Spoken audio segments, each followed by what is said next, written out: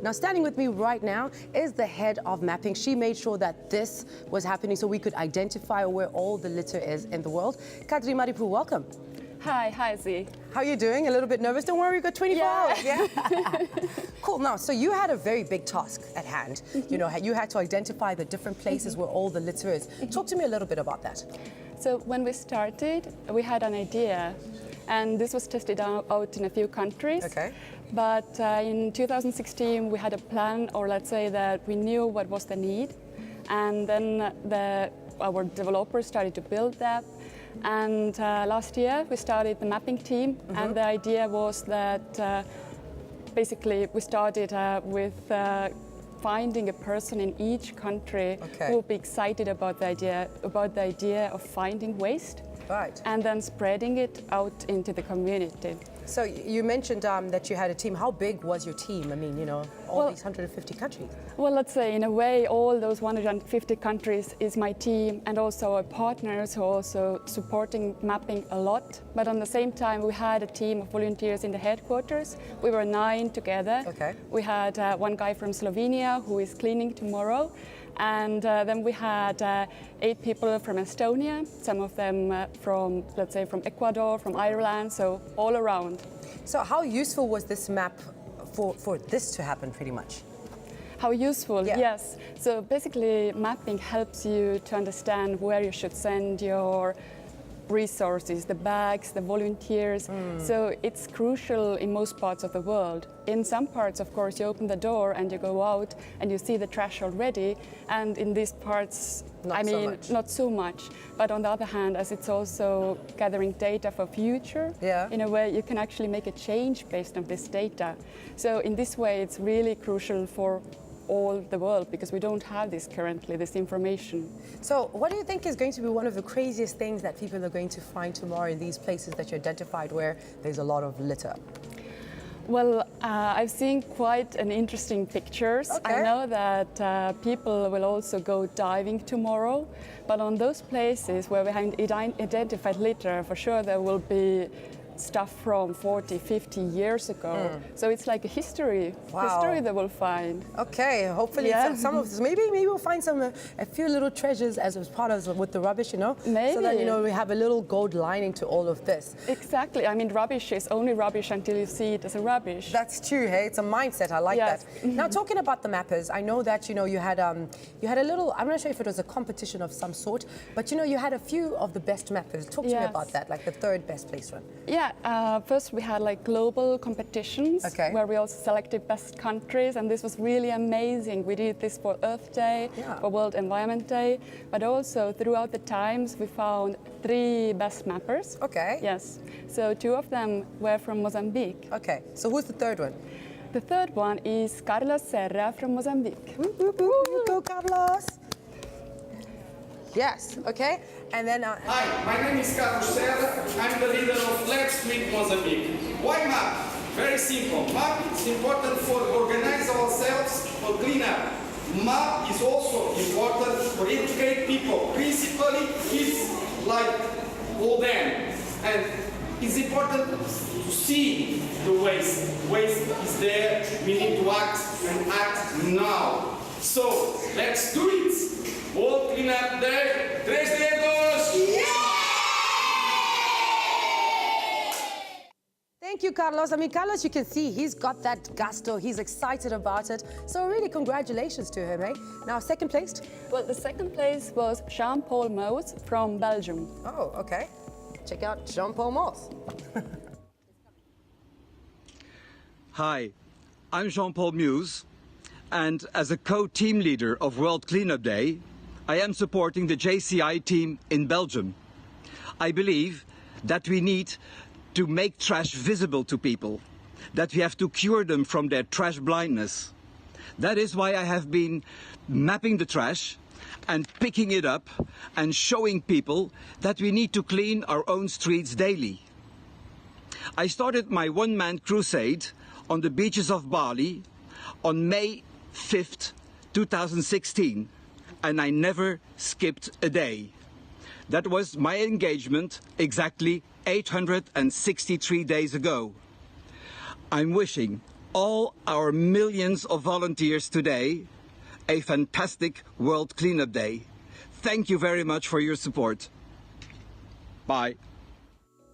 Now, that was our second best mapper in Belgium. Now, who's the first one?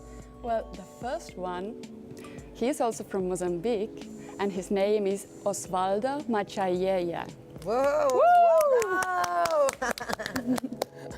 Hello people, my name is Osvaldo Pedro Machayeya. I'm from Mozambique and my work is volunteer now.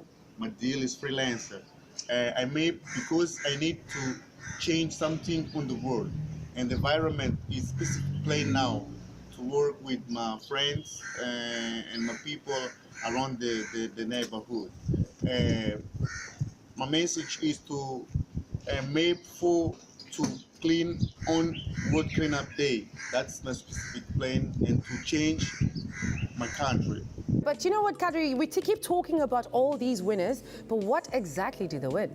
Well, this is what they won. This is a very special shirt designed by Red House, and this is from recycled fabric, and it's designed only for World Cleanup Day. Very limited. Kadri, thank you so much for all the hard work that you've done. Thank you. The mapping that you've done is the reason why we're here. And let's hope all that the trash will be cleared after today. Thank you as well, and this is the day for you, so enjoy it. Fantastic. Colin, what's happening over on your end, buddy? Thanks very much for that, Z. Yes, and by the way, that little VT there, 100 years celebrations here in Estonia, celebrating their centenary. We'll have more on that throughout the program over the next 24 hours. But now I'm joined here by two of the bosses. These are the big cheese here. I've been told they're VVVIPs. The founder of World Cleanup Day a decade ago, 10 years ago. This is Rainer Nõlvak, and one of the main organizers who's also been on board for the past decade or so. This is Eve Truuverk. How are you feeling now that the day has come, Rainer?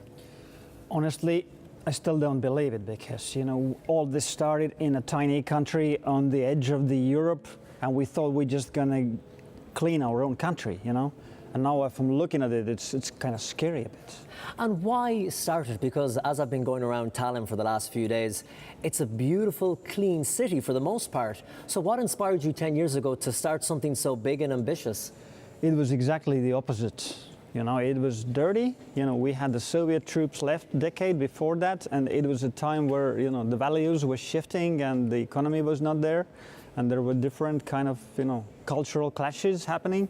It was really ugly and dirty. So we made a final and last attempt to clean it all, and we thought that just, you know, by being the 100% idealist and trying to imagine this completely clean would get people on board, and this is what happened. But it begs the question, because none of us like seeing a dirty area or litter, but it takes a lot of strength and willpower to go up and actually do something about it, because I sit on the couch and look at things on TV and say, oh, that's terrible, someone should do something about that, but it's never you who does it. So what made you, what was that drive? Where did it come from? Yeah, I thought I'll do my last effort, and if it doesn't work, I'll move to Mars or something. Because I'm kind of solitary guy. I live in a forest. I like to walk there, and suddenly I see the refrigerators coming to meet me in the forest. Okay. So I thought, hey, this is too much. Was it that bad, the problem? Hey, it was worse. Really? Yes, yes. It was People really were bad. dumping like their electronics, like refrigerators in the forest? Picture this, it's a small country, we mapped it. We had 10,000 separate waste piles around the country. I mean, the closest you were anywhere in the country, it was like 300 meters. So it was like full of it. And is this the same problem that I see in Ireland as well? People just driving by at night time, Eva, and opening up their boot when no one's looking under the cover of darkness and throwing out their rubbish because they don't want to pay the fees for the bin lorry to come and get it. Is that kind of where it comes from? I don't know, actually. It's probably multifaceted, like a complex issue. But Eva, what drove you to get involved 10 years ago? Why did you want to get involved in this madness? It's a very good question, because I'm one of the dinosaurs here in this team, but it was so impressive and so interesting, and I was the entrepreneur before that, and I just decided that now I will have a rest and I will sell all my things and go abroad, go to Australia or somewhere, but then I met the nice guys like Rainer and others, and they So said you understood his vision when you met him? maybe not in the first time. Yeah. But yes, I had some meetings with those guys, and then I decided that okay, I can spend some weeks or some months. But now I am here already 10 years. That's amazing. That's incredible. I mean, Estonians are very modest, yeah. So Yeah. we don't really brag much about it. But let me tell you, the team on a cleanup day, including Eva and few other girls, they could do anything in the world. I mean, they're just so crazy. They just can get things done. So I'm lucky they will. Even, Rainer, where you started, to do it on a national level is huge. To decide the whole entire nation, my country is going to be cleaning up on one day. And then I know over the past 10 years, other countries have got involved and said, we're going to have our own cleanup day, but they've always been different days. So this year is the first time every single country taking part in the world is doing it on the exact same day, today, September 15th. Was that hard to coordinate it and get them all to sing off the same hymn sheet, as if it were? Okay. She did it. She did it. Yes, we all together. But yeah, we hope that it is the only possibility to change how we think and how we act actually. We must think about those problems all together in the same day, in the same moment in the planet. And we must act, actually. It's not time to talking anymore. Yeah. Isn't that the very important point of this? Because when I was telling my friends back in Ireland and New York, they were saying, oh, that's great. I might clean up a bit as well. But it's not about just the cleaning up that day. You're trying to shift thinking and shift societal trends. It's huge. Actually, trash is the global problem. It's not problem only here in Estonia or in New York. It's problem everywhere, and it's the global problem and the same problem everywhere. So what do you want? Final question. This time tomorrow, this cleaning will all have been done. We'll have told everyone the stats, the facts, the figures. The experts will be sitting where you are, telling us how bad the problem is. What do you want to come from this? Coming from the background of 10 years of this, we thought we're gonna end it today. But you know, seeing all the actions globally, things really start. We feel like this giant engine is revving up. And today it looks like we're starting a shift in the whole economy in a way that we couldn't imagine before. You know, we need to restructure how we manufacture things, how we don't create any waste, you know, how we don't pollute, we don't, you know, get those fumes in the atmosphere, etc. Start from the source so we don't have to have these cleanup days in the future. Exactly. That these are a thing of the past. And you, what would your dream be, Eva? My dream? Yeah, your dream. In general, yes, but today, for this. Yeah, I hope that it is the first cleanup day altogether and the last one. The last one. Okay, well listen, Rainer and Eva, what you have done is extraordinary. We'll be talking to you later in the programme. I'm going to cheers you with my cup of tea because I'm from Ireland and that's what we do. So there you go. And right now we're going to check back in with Z, who's down on the map. Thank you and enjoy. It was a big 2 years. Can you hold this? Right, thank you so much, Colin. I can see you really enjoyed that conversation. Now, as you can see right here, I am joined by a really interesting group of people. Now, they are the guys that made sure that this happened. They were coordinating with all the cleaning people in the various continents. Starting off with me right now is Heidi. Hi, Heidi. Hello. Great. So you were in charge of Africa and Latin America. Yes, and a part of Oceania as well. Okay. Yes, I think that's it. And yes, Latin America. It's a Central and South America and all Africa and Fiji, Tuvalu and Papua New Guinea. Right. And how many people were you working with? How many people I'm working with here? Yeah. With all the country leaders and the teams from these regions. It's quite a lot. From Africa, we have 45 countries on board. And from Latin America, a majority. Yeah, that was where the big things happened. And plus, from both those huge continents, we have very great ambassadors. From South Africa is Marietta Hopley, and from Latin America is Valeria Ropolo. So we are working with ambassadors and they're helping us as well. Okay, fantastic. Now, I'm just going to move on as well. I'm going to check out Asia. Here I come. Asia, gonna speak to Annette. How are you doing? Hello, hello. We are doing absolutely wonderful. Now, tell me, how was it working with Asia, and what were the problems that you identified? What was the main problem, or if there is a main problem, or maybe different countries have different problems? Well, the main problem in Asia is trash. Okay. So it's like the rest of the world, a whole lot of trash. Yes, but you know, in most of the world, like in Europe or USA, you don't see the trash. Okay. It's not visible, but in Asia, it's like very, very visible, and you can actually see it. But of course, like countries are different, and it's better in some countries, it's worse in some countries, in the other countries, but the trash is problem there, yes. Okay. I think I'm just going to make my way to Kadri. Kadri, where are you? Here. The way here in Europe, yes. In Europe, right Kadri, here. In so Estonia. Estonia, like in Estonia, okay. So in as much as what Emilia just said right now, that, you know, trash was a big problem there, what is the big problem here in Estonia? You can be honest, it's okay. Oh, yeah, it's 2 a.m. right now. I could be honest indeed. Biggest problem. I think that in terms of waste, maybe it's like we should definitely sort more. Okay. Yeah. All right, I guess we have a good initiative we've started already. So I think we're on the right track, right? Yeah, definitely. Now, any personal situations, incidents that were outstanding for you that you've noticed in your region? Oh, my region, I think I see myself as a best friend of my country teams, and getting calls when people are so emotionally overwhelmed and being their personal psychologist, actually. I think this is the most like heartful part of my job that I really actually like too. Okay. Yeah. So when you talk about being a personal psychology, talk to me about the whole situation when someone calls you and they're panicking. What exactly are they panicking about, and how do you calm them down?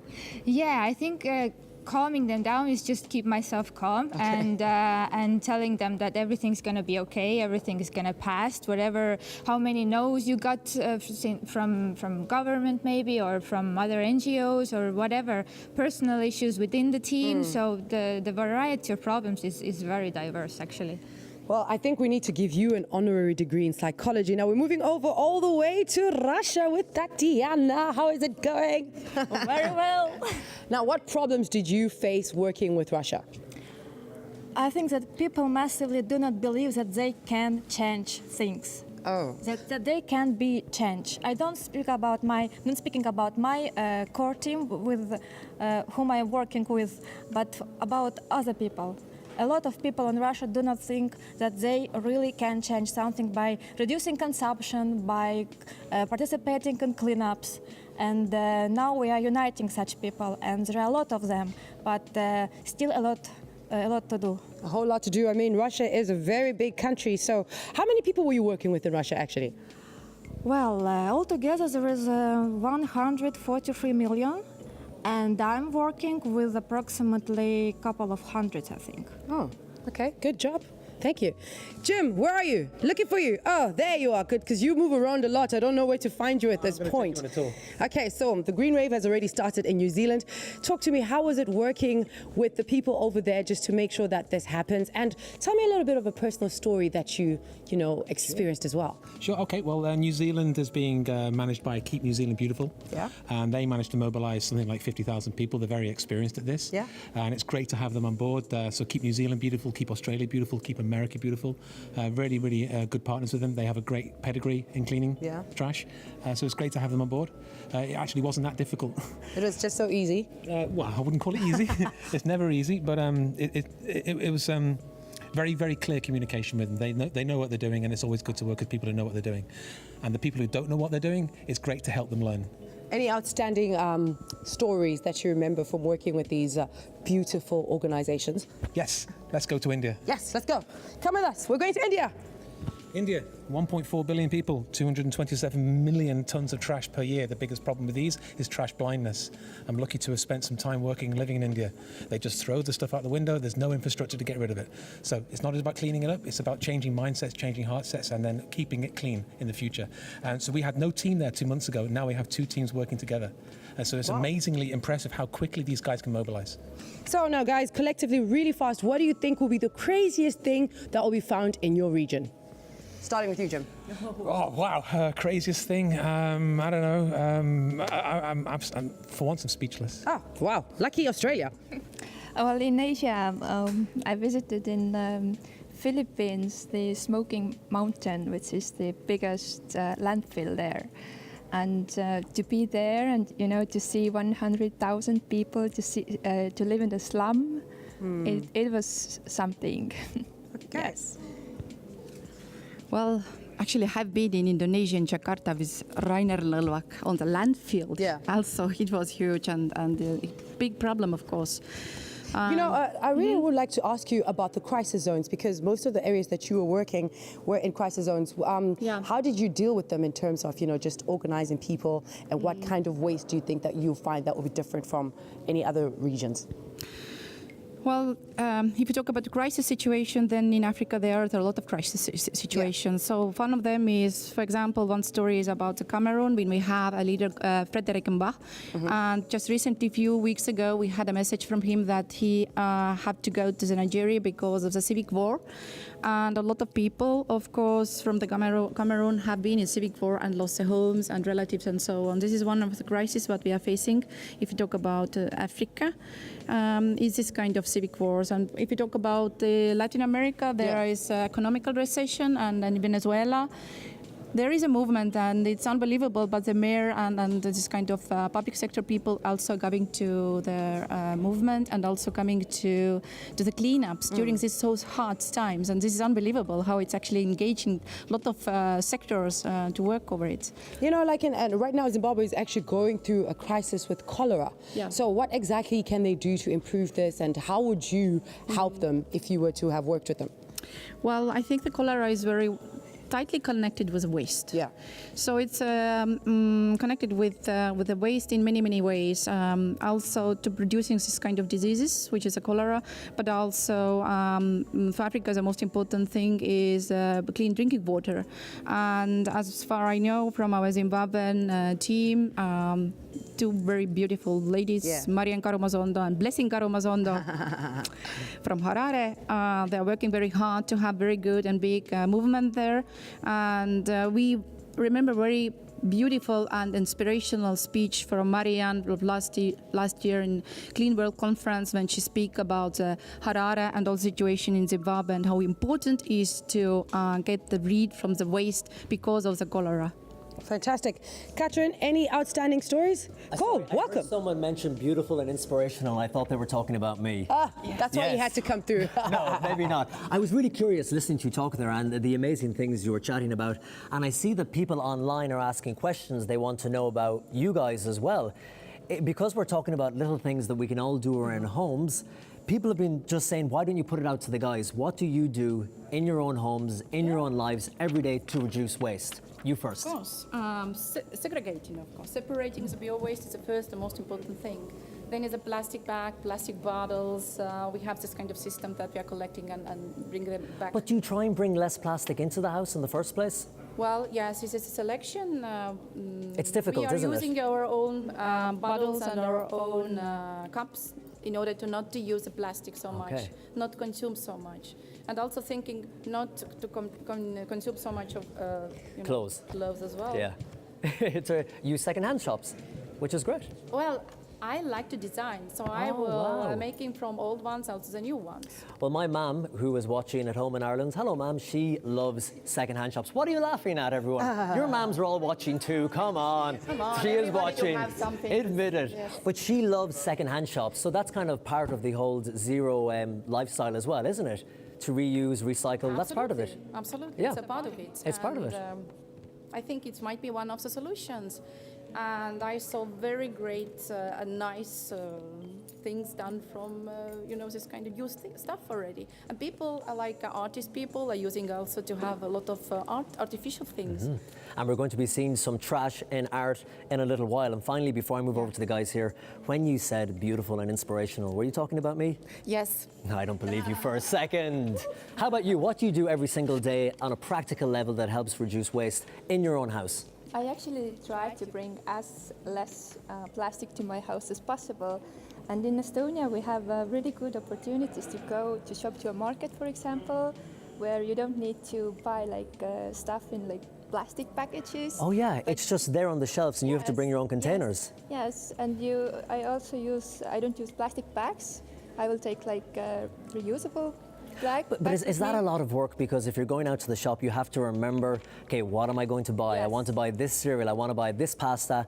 You have to bring packages for everything. Yes, but actually the good solution is also e-shops.